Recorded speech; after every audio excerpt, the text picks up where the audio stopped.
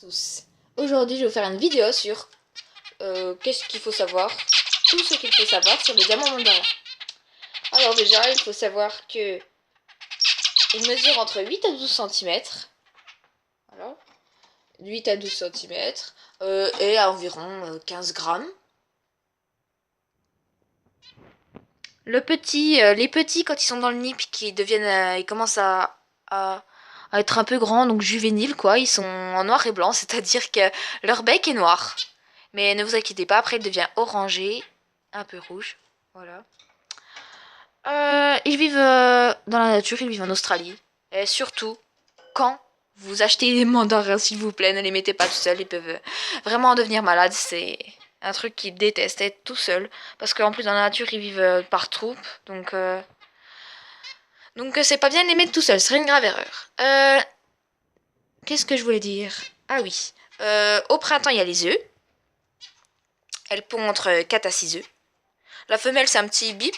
Enfin, comme elle, c'est un petit peu, elle a pas de chant en fait.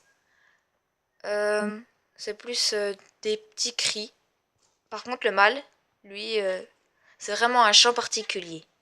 Je vais vous montrer la nourriture. Voici, donc là, on voit ce que j'ai mis dans chaque cage. Donc, c'est des génoises un peu, vous voyez, c'est à l'œuf. Ah non, c'est pas du miel, c'est de l'orange. Enfin bref, c'est quand même, il y a quand même de l'œuf dedans. Il faut des grappes de millet et c'est très bien pour les apprivoiser d'ailleurs.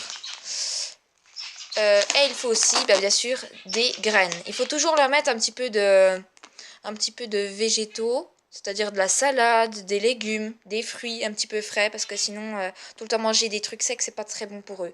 Et j'ai une petite astuce aussi. Vous pouvez prendre les graines des mandarins, les mettre dans du coton mouillé, et attendre qu'elles germent un petit peu, voire un petit bout vert. Et il faut leur donner, ça leur fait frais et beaucoup de vitamines. Voici le sable qu'il faut mettre au fond de la cage.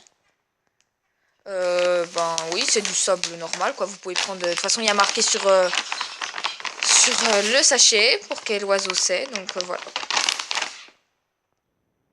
Autre proposition aussi, il y a. J'aime bien la marque Tyrol parce que c'est français, c'est made in France.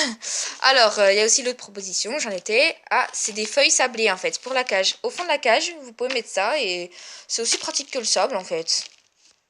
Voilà.